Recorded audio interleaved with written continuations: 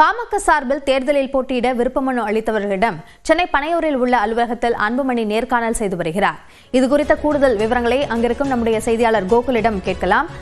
கோகுல், இந்த நேர்காணல் எவ்வளவு முக்கியமான ஒன்றாக பார்க்கப்படுகிறது? தற்போது பாமகவில் நிலவி வரும் இந்த பிரச்சனைகளை தாண்டி இந்த நேர்காணல் என்பது ஒரு முக்கிய நகர்வாக பார்க்கப்படுகிறதா?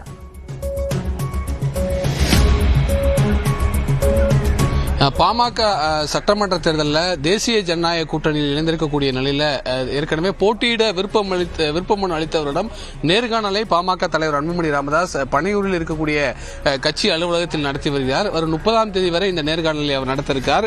இன்றைய தினம் திருவள்ளூர், சென்னை, செங்கல்பட்டு, காஞ்சிபுரம், கோவை, நீலகிரி, திருச்சி, அதேபோல வேலூர், ராணிப்பேட்டை, விழுப்புரம், கள்ளக்குறிச்சி, ராமநாதபுரம் ஆகிய மாவட்டங்களுக்கு இந்த நேர்காணல் நடைபெறுகிறது. ஏறக்குறைய 5000க்கும் மேற்பட்டோர் விருப்பமனு அளித்திருக்கக்கூடிய நிலையில் இந்த நேர்காணலை அன்புமணி ராமதாஸ் நடத்தி வருகிறார்.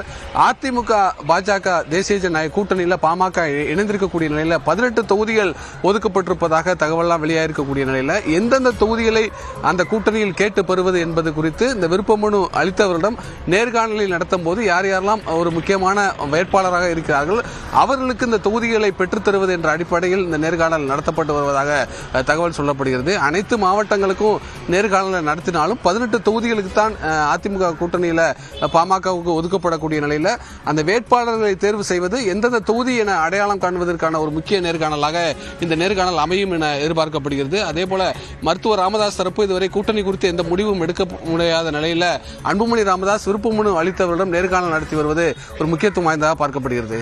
அப்படியா?